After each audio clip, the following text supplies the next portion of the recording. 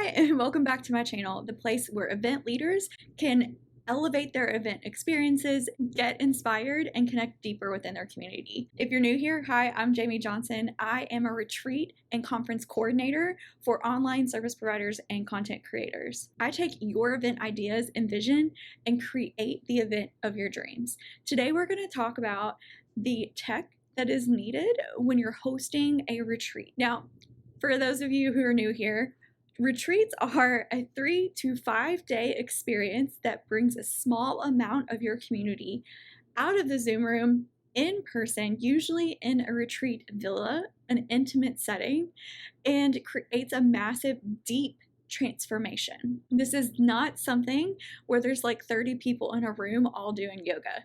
This is 10 to 12, maybe 15 individuals that are so ready to learn more from you that they're willing to pay $5,000, $8,000, $10,000 to be in this intimate setting with you. Okay, now that we have that out of the way, we're going to look into the tech that really takes your retreat from, that's okay, to holy cow, she's really thought of everything. How is she doing all of this? The first piece of tech that you need is a landing page.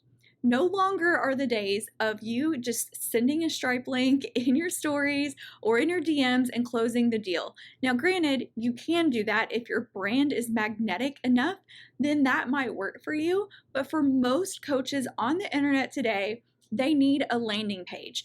And the landing page solves some of the more key problems that you have when converting your community to retreat attendees. Just like a normal landing page for your other offers, you're going to want to tell your community what your retreat is about, who it's for, if they need to have completed a certain level of education or experience to join. And also some frequently asked questions: location, room types available, the cost, what is the cancellation or refund policy, what is included in the event experience.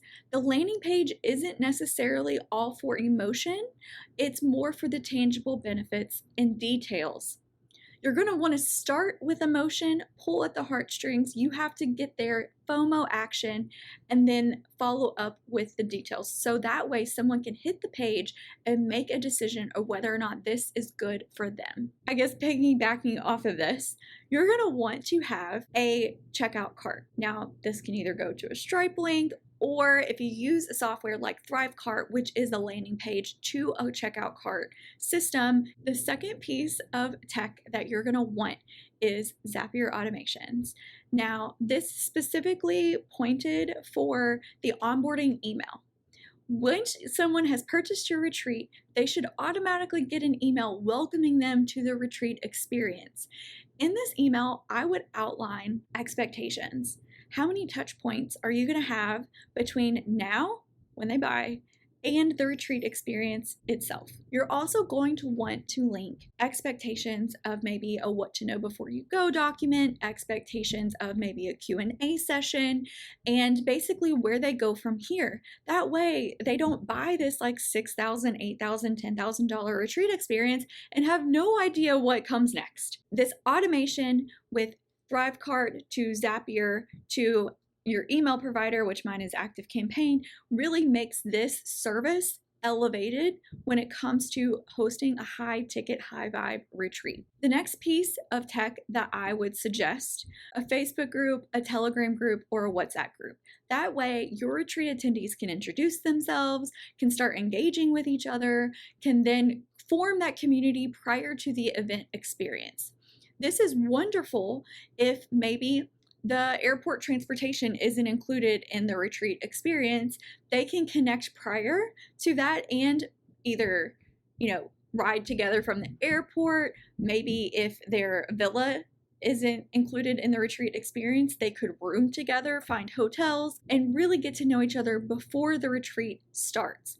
This is also where I house any kind of documentation: what to know before you go, the registration form, which is also in the onboarding email, a Q&A session, the Zoom link to the Q&A session, the recording to the Q&A session. I want to have one place where people can go and get all the information that they need prior to actually leaving for the retreat experience. This is a nurturing phase that a lot of people drop the ball on because they either don't have capacity or they don't know what they don't know, and they learn the hard way. Another form of tech I use is Google Forms. Crazy, I know, but I set up the registration form in Google Forms and the event feedback form in Google Forms. Both of those I also give my client access to, and it makes it really easy to embed in emails, in automations, and house in a Google folder with all the other retreat assets that you need when hosting. Super simple. If you already have it set up, even better. Another form of automation that you're going to want to utilize is the event feedback form. Now, while you're on site, you're going to want to capture testimonials, especially video testimonials, while you're there. But maybe someone's a little nervous to give feedback. Maybe the food wasn't as good as they were expecting, or maybe the communication wasn't as good as they were expecting, or some other aspects that people might not be willing to come forward in person, face to face. So you're going to want to automate the event feedback form to go out within 24 hours of your retreat end.